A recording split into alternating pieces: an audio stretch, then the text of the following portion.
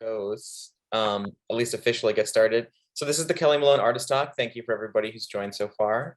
I'm going to briefly, my name is David Zach. I'm going to briefly introduce basically an exhibition series that's a collaboration between the WCDC and Casey Dropey Cultural Productions.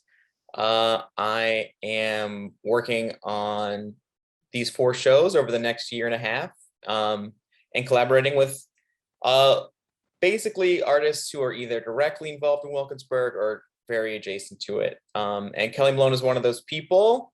And I don't even know if I can memorize the amount of ways that you've been connected to Wilkinsburg. So you've like lived there more than once. Yeah. You have a studio there. Yeah. And you're going to open a second storefront there. Yep. That's correct? Yes, correct. Okay, yeah, it's a lot of stuff. And on top of that, you have a storefront in Garfield, also on Penn Avenue, that's like moved around a couple of times, right? Like at least across the street. 3 addresses, yes. Yeah, yeah. Who can keep up with that? But it's kind of seemed like it's on the same block.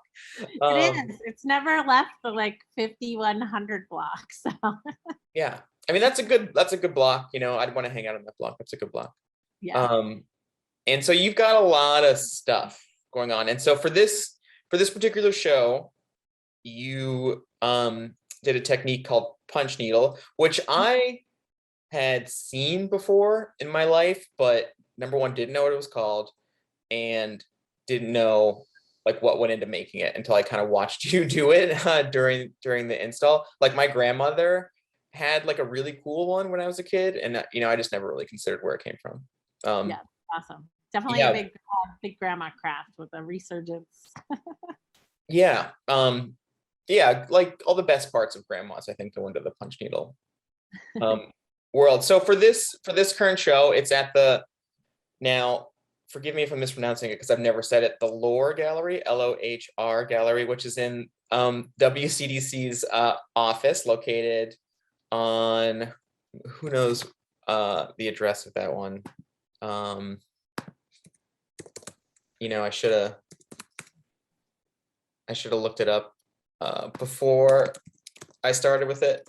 But the WCDC is located in Wilkinsburg. And I'm pulling up the address right now.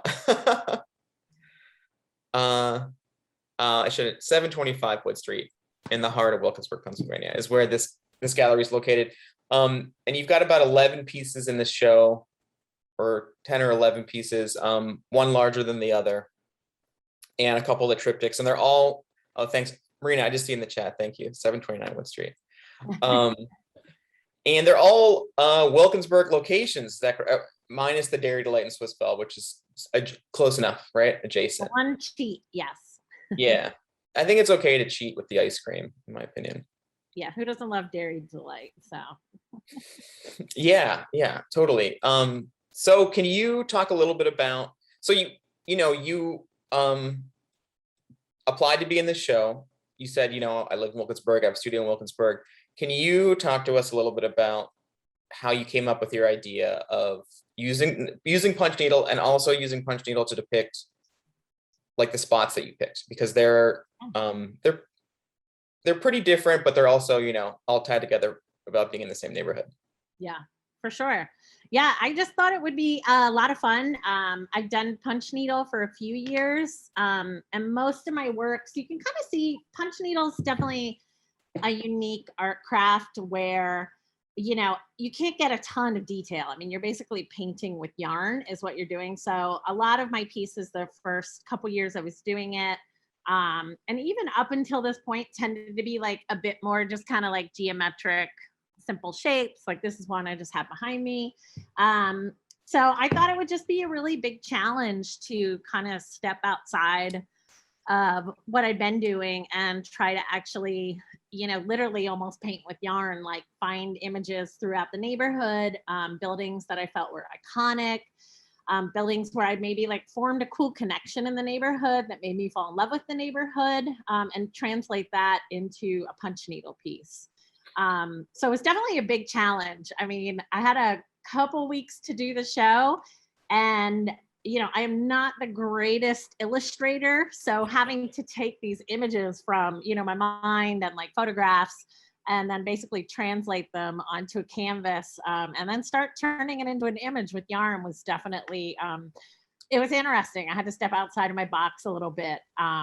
So the main inspiration was just kind of finding those buildings and spots and stories. And when I saw that the gallery was opening, I knew that the Wilkinsburg Development Corporation had just like remodeled the building. And it was going to be a new opening. I really just wanted to kind of pay homage to the neighborhood. Like it's given me a lot, even in a limited time. And I've made a lot of really awesome connections here. And it also just kind of snuck up there right at the end of the pandemic where I spent, a decent amount of time like walking the neighborhood and getting to know neighbors that I think I would not have maybe normally had connections with, and just learning a lot about the history of the neighborhood.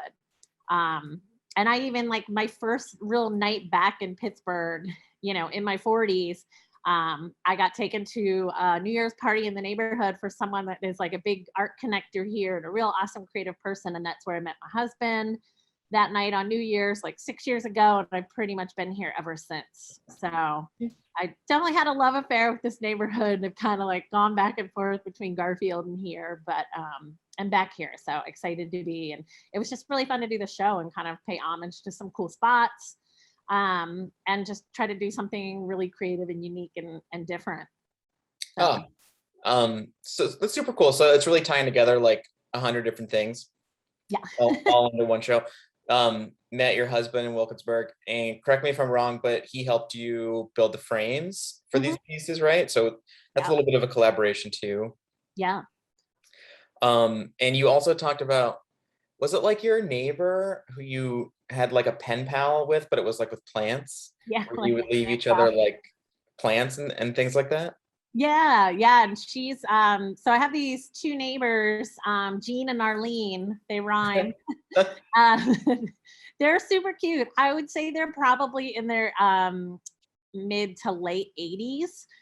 Really sweet. They've lived in Wilkinsburg a long time, and not someone I naturally thought we would like strike up a friendship with right away, but we kind of connected over plants. Like I spent so much of the pandemic, wanting to be in a yard, and when we got this place that we're running now, we had a yard, so I was back there gardening pretty much every minute I can. I was doing art back there, anything I could. So we kind of connected over the fence, like in home improvement with just like eyes. So it was really fun. So it started with just like a welcome plant. And then I left a plant, that I had propagated and grown. Then I came home one day and found like a gorgeous 6-foot plant that apparently Arlene has been like working on in her yard for a long time. And took in every winter and stuff. She gave it to me and was just like, hey, I'm, getting, can't always care for these plants. It seems like you love them. So it just kind of went from there. And then I made some cyanotype prints because I wanted to find a way to thank her for the plant. So I made cyanotype prints of the leaves. And it just sparked this kind of like unique friendship and connection at a time when like everybody was like, stay home, like don't talk to anyone. Yeah. And it was almost like a relief to start kind of making some friends in the neighborhood, talking about things. I mean, even having conversations just about Wilkinsburg, Black Lives Matter, and a lot of different things, and kind of like both of our experiences through all of that and through the pandemic. So it really got me, I guess, talking to more neighbors. And a lot of us started swapping plants.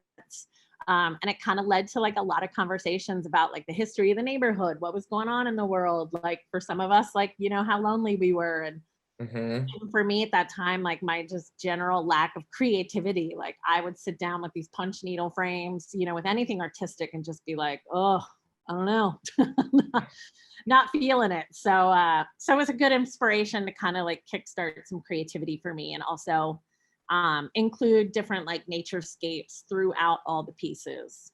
Yeah, I was going to say that I think there's a very pastoral or like transcendental aspect to these, and Wilkinsburg is in a city, but it's like pretty lush. There's a lot of your pieces have like overpasses in them, and there's a lot of detail of trees and skies and things like that.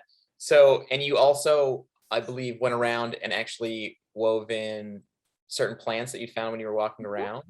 Yeah, Um, just a little bit, but definitely worked in some kind of like some dried lavender from my yard. The big piece that I have kind of on my screen share, I have some different lavender tucked in the grasses here, and also some little dried flowers and some little like almost little like bits that look like wheat. And I tried to kind of duplicate some like ornamental grasses where there's some texture to it mhm. here, and I actually tucked some little pieces in. So yeah, so that was really fun. I wanted to just, get some little connection there with some actual nature woven into the pieces.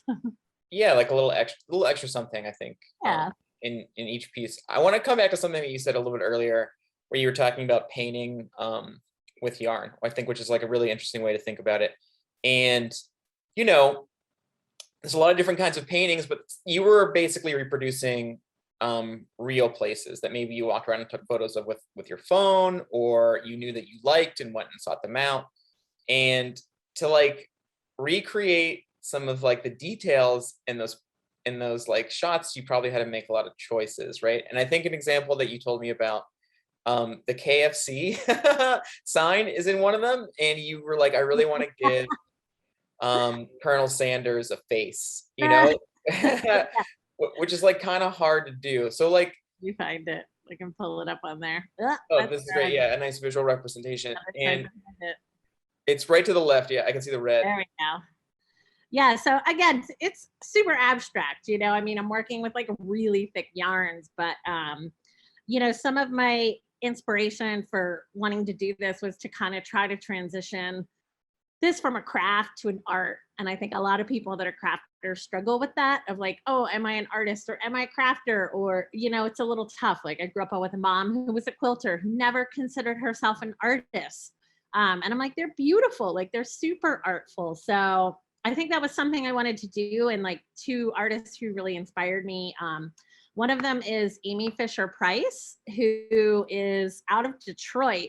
And I got lucky and just happened to be in Detroit and stumbled upon murals in the market, which is incredible. It's probably one of my favorite art events I had ever been to. Really stunning. But Amy basically built a liquor store that was all made from fiber. So from the outside, it actually looked like a liquor store, but everything was like quilted and woven. And then you got to walk through the doors, and it was filled with signs that came from like ATM signs, like old liquor stores, and kind of a lot of things that different signage that also was a part of that like blight of Detroit.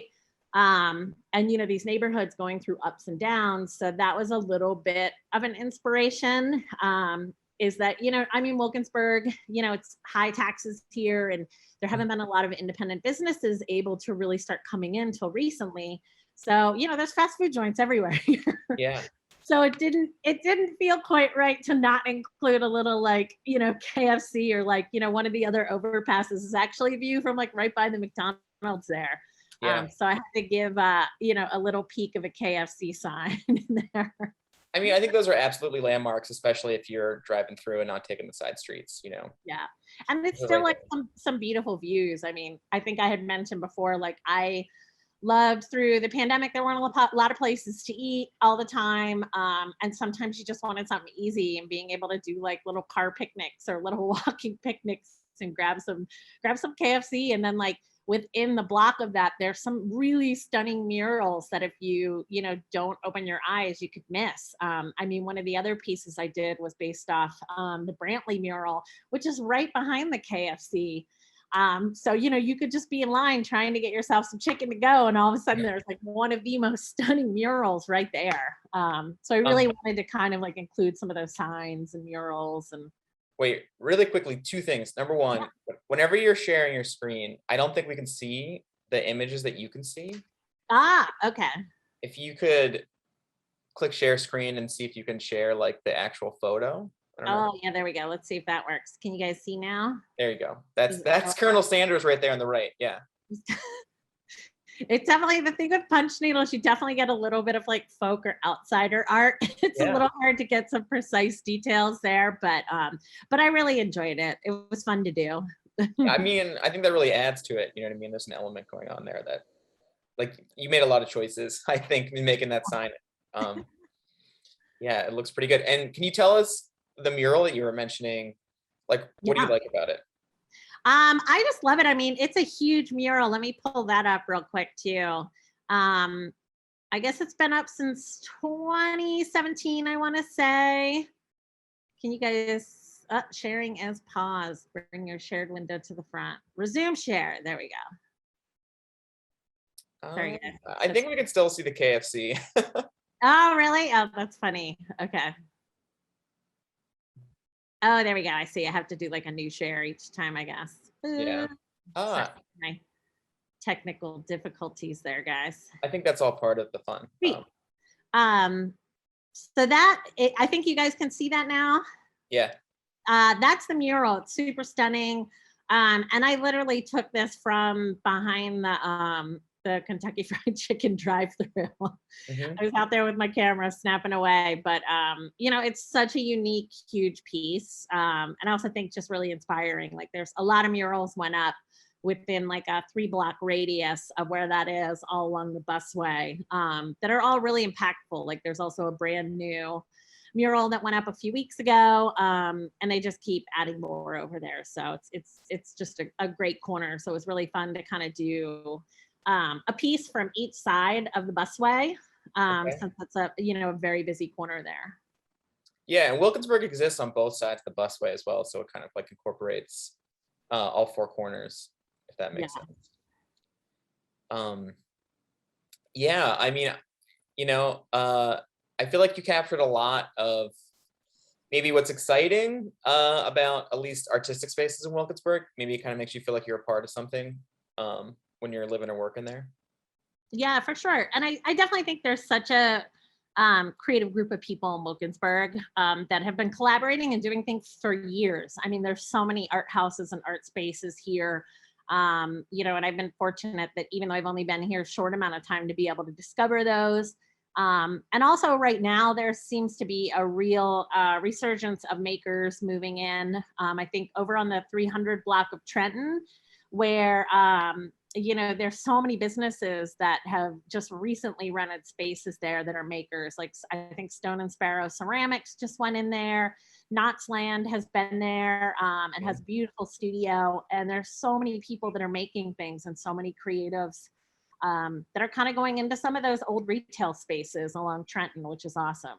Yeah, shout out to Meshwork Press who did the promo for this show as well. They're amazing. Mhm. We just did a show for their teen maker group, and we were so inspired that we're going to basically give all the teens a shelf or two in our new shop to be able to sell their goods, because they were just super awesome and really excited to be making stuff. So Meshworks has been, you know, such an awesome community group. You know, besides making their own goods, they've done so much for the community and definitely bringing in a lot of like Black teen makers from the community and showing them how to like be young entrepreneurs and start businesses. And it's been really inspiring and awesome to have them over here at our like warehouse and studio a few times. So what you just mentioned, that was like a collaboration between you and Meshworks and Wilkinsburg Youths. Like how did it come, like who asked who to do what? How did it come together? Well, it's a program. Meshworks has been doing it on their own. I think the support of the Wilkinsburg Development Corp, and basically just kind of running their own creative camp of sorts. We basically just stepped in and like hosted the show, and I kind of thought it was really cool. And through, you know, like tried to raise some funds. You know, Workshop isn't much of a profit machine, but we have a good audience. So it was nice to be able to help raise some funds for it, host the event here, and just continue to hopefully help them in any way now that we know about the program, or even host it here and, you know, just kind of help them fundraise for it. Yeah. And you're gonna give some of the stuff they made shelf space at your new Yeah. upcoming storefront. Yeah, we're working with them. Hopefully there were a couple of really talented artists making t-shirts and hoodies that we're hoping to work with them and sell them in the store.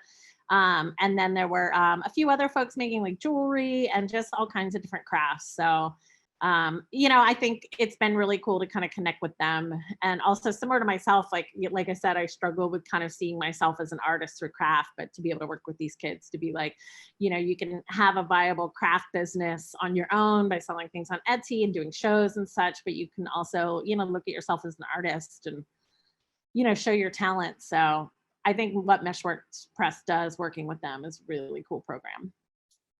What you just said, I think, is one of the more interesting things about yourself as an artist, where you were saying in your bio for the show, you're saying you grew up in a household where your mom was a quilter, your dad had a wood shop. So both of those things like definitely informed you about the process of making things, but you didn't really consider yourself, or your mom didn't consider quilt making like an artistic practice. You didn't really consider yourself an artist.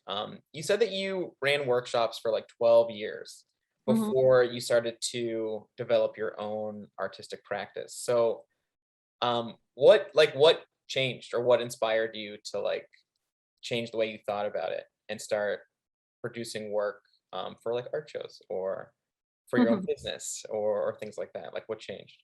Well, I think I've always done some element of art shows through my businesses, and kind of, had creative avenues, especially with First Friday, to put my work out. And I've had a few smaller shows, but I also think coming from, a maker background, I had a little bit of a different set of eyes on it. And also coming from, running a business through COVID, I had a separate set of eyes, because it was like, oh crap, how are we going to make money and keep the doors open and like keep people on jobs? And it was really stressful. So I feel like this was kind of a turning point where I wasn't doing this show for any motivations other than just, creating these unique pieces and like putting a vision out there of an idea I wanted to do, and really push myself to make it happen.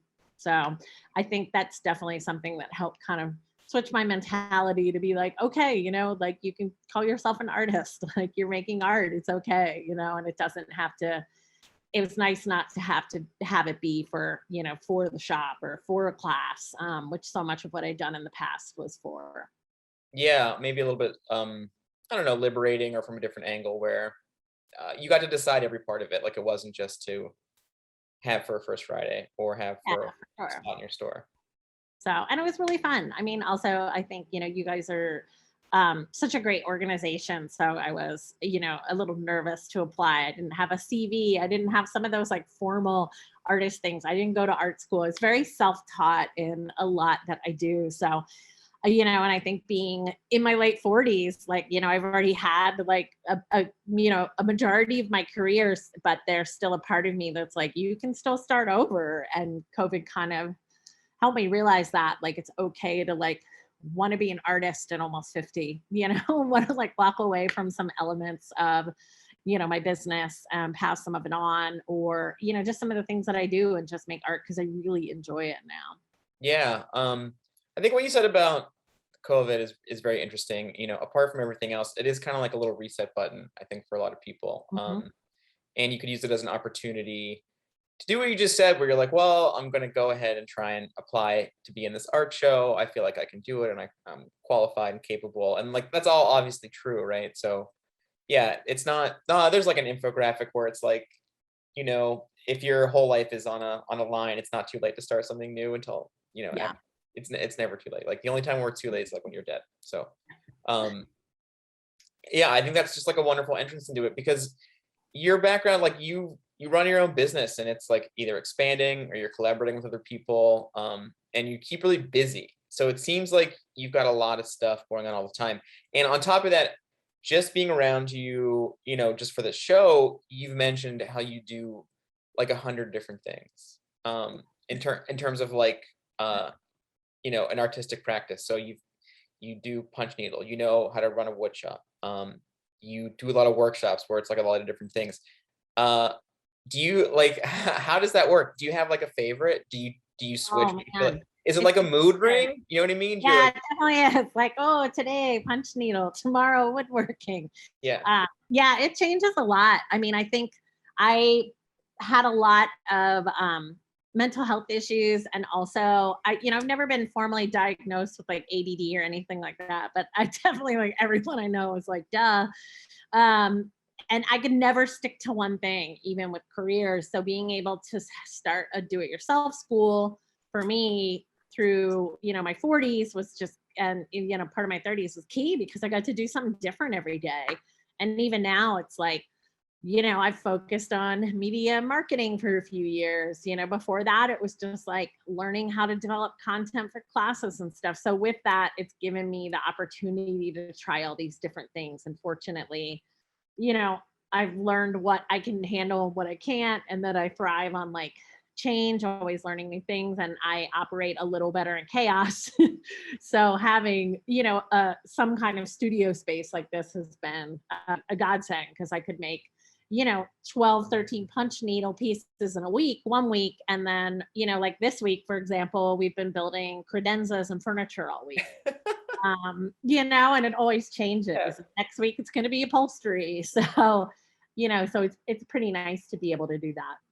Yeah, I apologize. I left furniture off of list of skills. Yeah, furniture, upholstery. So it just seems like, yeah, there's like no end to stuff that you're like taking on and kind of learning about. And that seems, I don't know, pretty fun. Seems pretty great.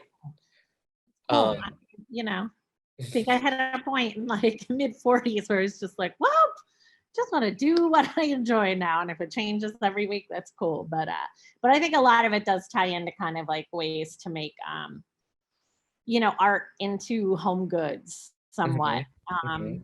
I don't know, like I always enjoyed design and interior design, but once I did it professionally, I hated it because I didn't want to do what everyone else wanted me to do.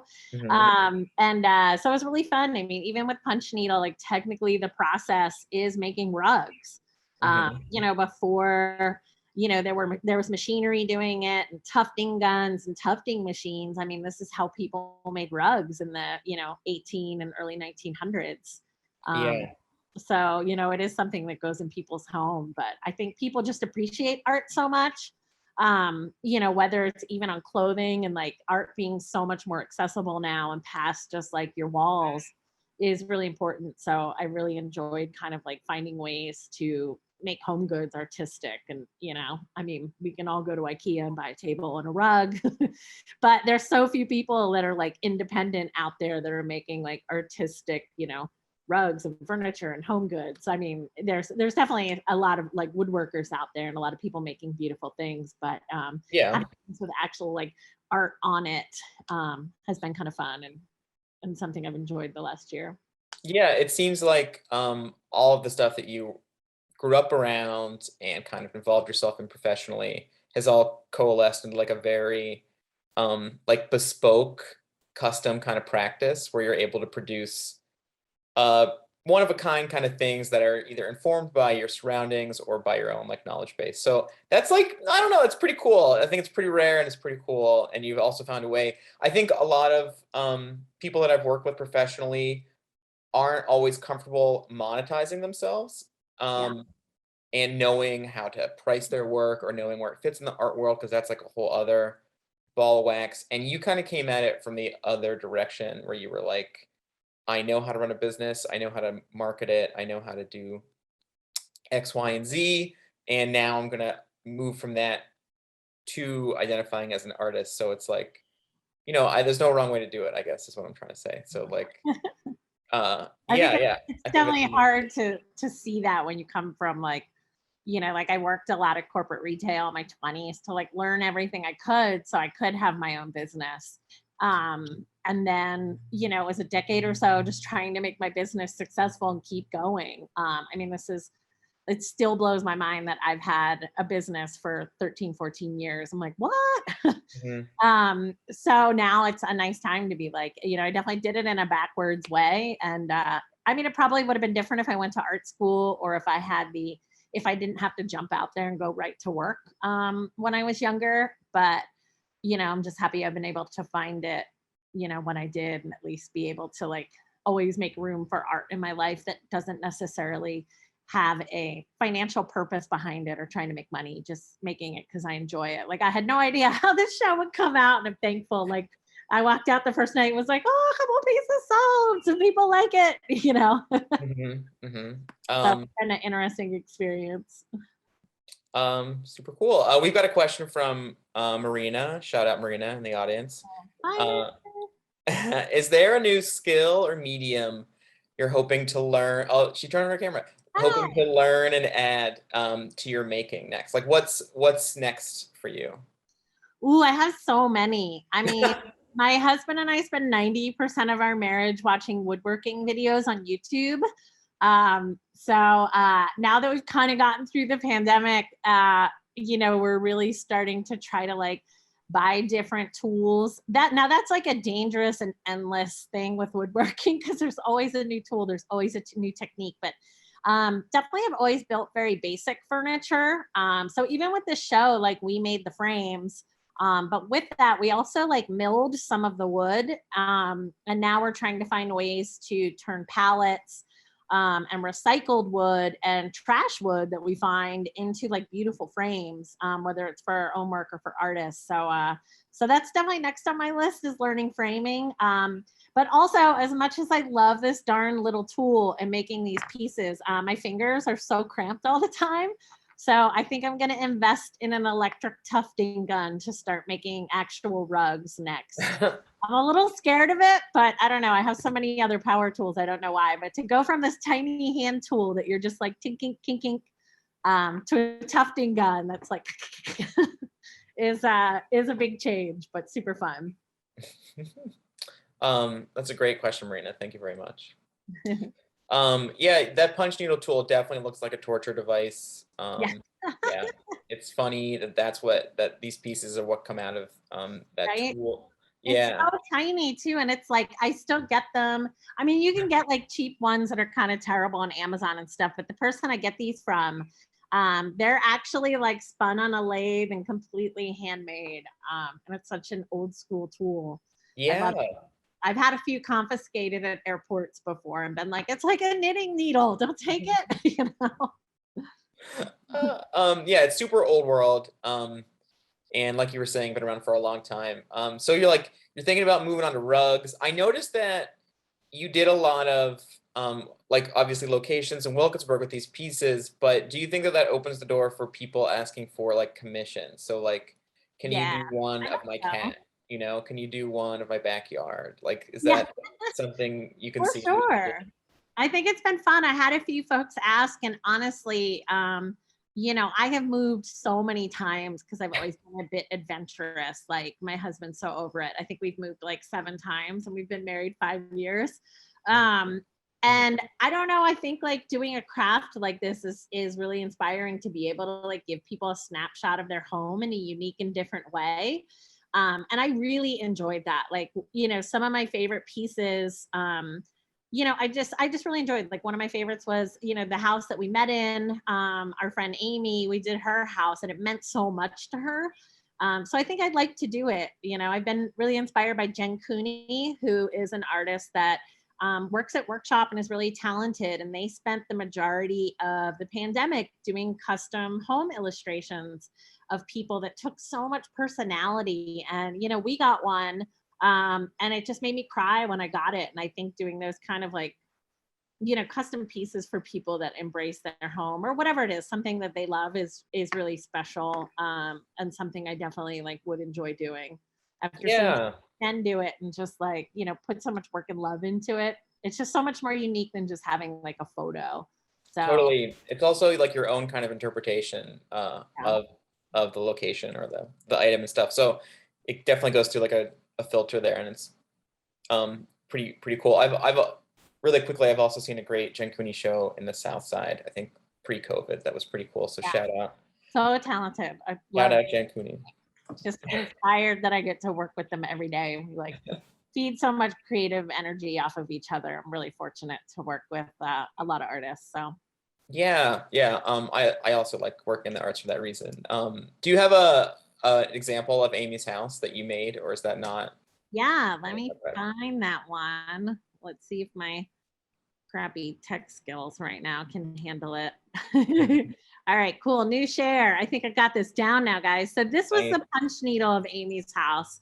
And again, it's hard to get a lot of detail on these, but I really tried. One of the things is so silly, but I've got this little bird of paradise plant back here by her door, and she had this plant that she's had for over 20 years, and it got stolen from her porch a couple months ago. So I not only found her a new plant for her porch, but also had to work it into this piece because she was like, oh, my plant's there, and almost teared up. So it was nice. And then here is, let me share this.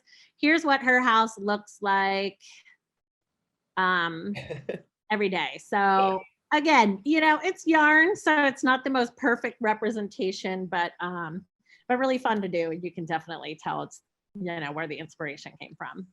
Yeah, I mean, it's not a photorealistic painting, but yeah, I think it's pretty close. I have to say that one I think is the closest. I think so, out of all the works. That and the karate guy Yeah. one is definitely probably one of my favorites. Let me share that one too. Whoops, wrong button.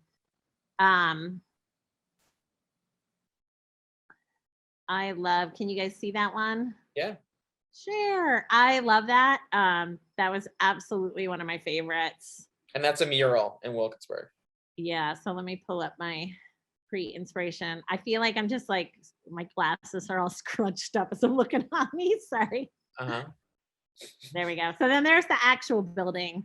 And it's just one of those like classic buildings that, a lot of people kind of drive by and walk by, and I always loved it. And it's been there a long time. And I mean, I would love to like live in this building. If I could like, buy this building and live there and have it be like a live and work kind of workshop space, I would be happy till the end of days. Just such a cool building.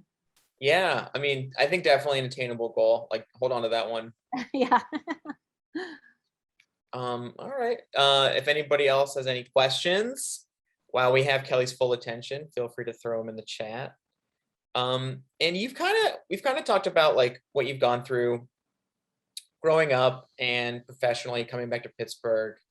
And this was your first, correct me if I'm wrong, but this was your first solo show where it's like just you. So you got to like think about an idea and execute it and have the work up for people to come and look at.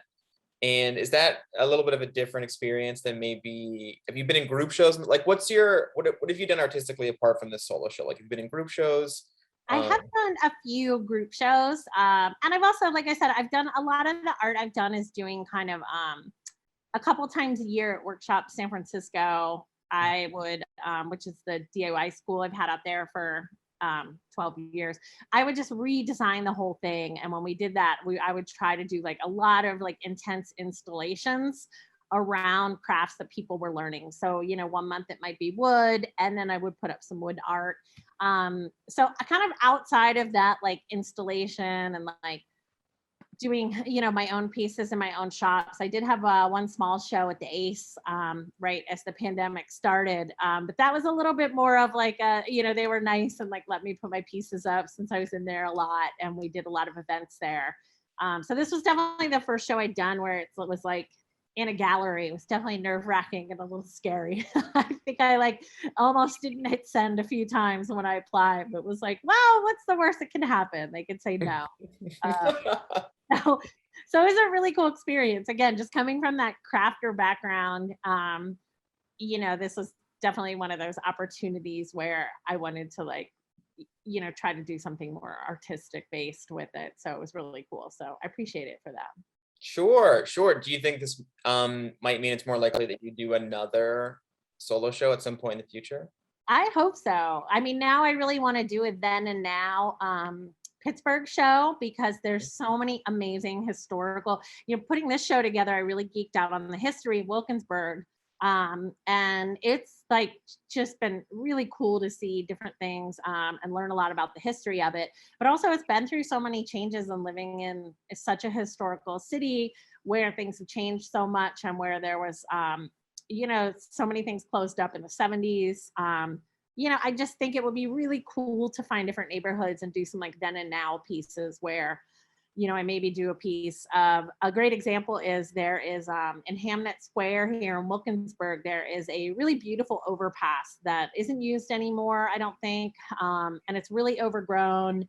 There's cattails randomly running next to it and like weird copper stuff on the sidewalk, and it's just completely overgrown. But I found a really beautiful picture of it in the 60s where it was like bustling with people and trolleys and such. And similar, I've seen some other areas where, before it was really quiet, and now it's kind of like a bumping area and a lot happening. So I think being able to kind of like really research different neighborhoods, in Pittsburgh and be able to have some cool like then and now pieces is definitely where I want to go next.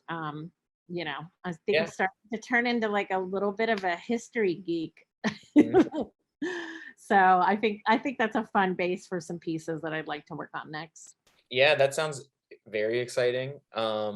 Maybe also like a nice opportunity to give yourself a reason to learn about stuff or explore stuff instead of just doing it for no reason. Yeah. I mean, that was the cool part of the show was like going out and being able to like talk to neighbors and ask people questions. And a few folks I knew who've lived in the neighborhood a long time. I wish, I think with future shows, I'll definitely do, even more research and take the time to Mhm. kind of like geek out and really like learn a lot. Like that was the best part of the show is just learning a lot about this neighborhood. And it just, also with, everything going on the last few years of just like, I don't know, just being a better person and talking to your neighbors more and like listening more and hearing stories more. And like I was so busy before the pandemic and I've slowed down and just like shut up more and, like Mhm. started to ask a lot more questions and just like pay attention more and like, learn a lot more about my neighborhood. So it was a really cool experience for that. Um, that all sounds wonderful. Absolutely wonderful. People love to talk to. So if you're out there talking to people, I'm sure they really appreciate it and would love to just to talk about whatever they know. Do you have anything else that you want to show us on your shared screen? I think that's it. I just wanted to show a couple of those pieces. It was really fun. If anybody ever wants to learn punch needle, I do have I'm still going to do punch needle classes through Workshop Pittsburgh. Always like, enjoy showing people it. It's such a fun craft and really simple. I feel like every time I have a class, I have someone who it really clicks for. Across the board, from like I've had some like Pitt students where I've taught Zoom classes that have continued to do it, even that I was kind of surprised. And yeah, it's just been really fun. So if anybody ever wants to learn or just, picks it up on their own and has questions, feel free to hit me up. Super cool. Going along with that, you're opening up a new storefront on Trenton and Wilkinsburg. That's coming up pretty soon in your future. Yeah, next weekend. The 10th. Next weekend, is there like, how should people get in touch with you? On your Instagram, do you have a website? Yeah, we so just Workshop PGH. We have info about it, and I'm actually gonna continue to make more neighborhood pieces and put them up in that space. So I really can't stop making them now. So we're going to use that for, we're going to have different artists that are, we're actually going to be collaborating with artists on furniture pieces too. Oh yeah. We have artists painting furniture and some fun things like that, but I'm also going to continue to rotate in like fun pieces that I make from the neighborhood and, just collaborating with other Wilkinsburg artists. And you've got like the youth project stuff from Meshwork also in there. Yeah, not yet, but we're rallying back with them to work that out and hopefully gather some funding with them over our opening to then be able to like pass on any money we raise to the kids so that we can help them produce some of those goods. So Yeah, I think that's really great because like, you're basically modeling something for a younger generation to be like, this is how it works. You can make stuff, you can sell it in the store. This is or not. This is like what a creative practice looks like. This is somebody who's doing it. And all that kind of stuff is maybe, I think it's, I don't know, it's valuable. You're not always exposed to it. So it's nice that they're getting an opportunity. I hope so. I mean, we're in a great city for makers, and I think there's a lot of really cool programs doing that, and people from like, Boom, like, I mean, there's just so many. I know that, Tech Shop used to have a great program, and Proto Haven now has taken it over.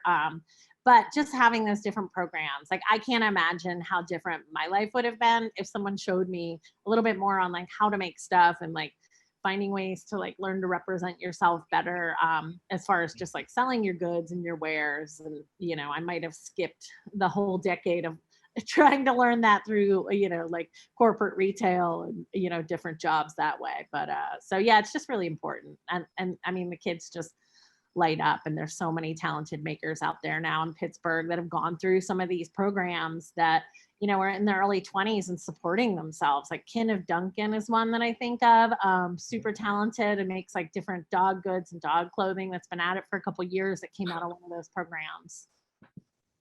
Well, okay, super cool. Kelly Malone, thank you so much for answering answering our questions and talking to us about yourself. You were getting a lot of praise in the chat. Oh, thank you. Um, I was a little nervous, guys. It's my first artist talk. yeah, everybody clap. Everybody's clapping, applauding. Yeah, it was really great. I really appreciate you spending time with us today and telling us about everything. Thank you, everyone. Yeah, and I look forward to whatever's coming up next for Kelly Malone. Awesome. Thanks so much, guys. Appreciate your time. Yeah. All right. Take care. Goodbye. Bye.